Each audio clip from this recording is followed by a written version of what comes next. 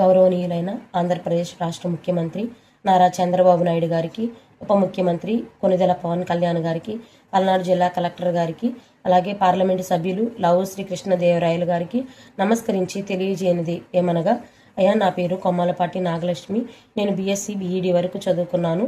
మాది నల్లగార్లపాడు గ్రామము, రొంపిచెర్ల మండలము, పల్నాడు జిల్లా. అయితే నేను నల్లగార్లపాడు గ్రామంలోని కిరణమయ వివోఏగా గత 7 సంవత్సరాలుగా పనిచేస్తూ ఉన్నాను. నా విధి విధానాల్లో నిస్వార్థపూరితంగా ఎలాంటి స్వార్థం లేకుండా అంకిత భావంతో పనిచేస్తూ ఉన్నాను. నా మీద ఎలాంటి ఎలిగేషన్స్ లేవు. నేను ఎప్పుడూ కూడా ఎలాంటి తప్పు చేయలేదు. గత 7 సంవత్సరాలుగా నేను ఈ వృత్తిలో కొనసాగుతూ ఉన్నాను. అయితే గత 2 నెలలుగా నన్ను కొంతమంది ఇబ్బంది పెడుతూ ఉన్నారు. వారు ఎవరనంటే రొంపిచెర్ల మండల ప్రెసిడెంట్ అయినటువంటి పల్లెల నాగిరెడ్డి గారు, అలాగే రొంపిచెర్ల మండల ఏపీఎం గారు నన్ను ఈ వృత్తిలో నుంచి తప్పుకోమని ఎంతో ఒత్తిడికి గురి చేస్తున్నారు. కారణం ఏంటంటే మీరు టీడీపీ పార్టీ వాళ్ళు కాదు అని చెప్పేసి అని అంటున్నారు. మా అన్నయ్య రొంపిచెర్ల మండల జనసేన ప్రధాన కార్యదర్శిగా పనిచేస్తూ ఉన్నారు. అయితే నన్ను 2 నెలలుగా తీవ్ర ఒత్తిడికి గురి చేస్తూ ఉన్నారు. నేను వాళ్ళని అప్పటికి బ్రతిమలాడుతూ ఉన్నాను. దయచేసి నా ముందు దయించి నన్ను ఇలా ఇబ్బంది పెట్టొద్దు, నన్ను ఉద్యోగుల నుంచి తప్పించొద్దు అని చెప్పేసి నేను అడుగుతూనే ఉన్నాను. అయినప్పటికీ నన్ను ఎంతో ఒత్తిడికి గురి చేసి నన్ను తీసేయాలని చెప్పి చూస్తూనే ఉన్నారు.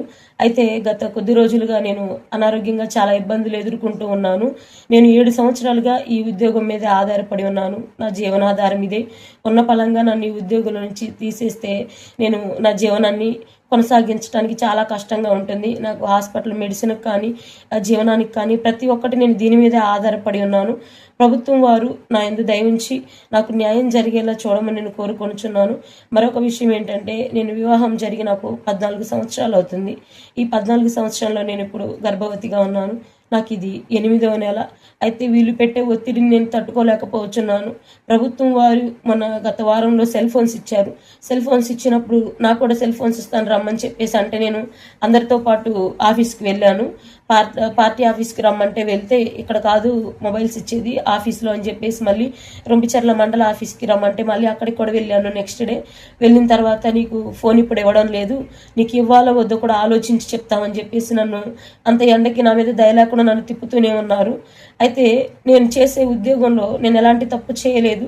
నేను తప్పు చేశాను అని అనిపిస్తే ఖచ్చితంగా నన్ను విధుల్లో నుంచి తప్పించమని చెప్పేసి ప్రభుత్వం వారికి తెలియజేస్తూ ఉన్నాను. ఎందుకంటే నేను ఈ జీవనం మీదే ఆధారపడి ఉన్నాను కాబట్టి నాకు నా యందు దయ ఉంచి నాకు న్యాయం జరిగేలా చేయమని ప్రతి ఒక్కరిని కోరుకుంటున్నాను. నేను ఆర్థికంగా ఆరోగ్యంగా ఉండడానికి కారణం కేవలం ఈ ఉద్యోగం మాత్రమే. కానీ ఇది నా నుండి ఇప్పుడు దూరం చేయాలని చూస్తున్నారు. నాకు ఏదైనా సమస్య సంభవించిన నాకు కానీ నా బిడ్డకు కానీ ఏదైనా జరిగిన పూర్తి బాధ్యత పల్లెల నాగిరెడ్డి గారిది, అలాగే రొంపిచెర్ల మండలం ఏపీఎం గారిది అని తెలియజేస్తున్నాను.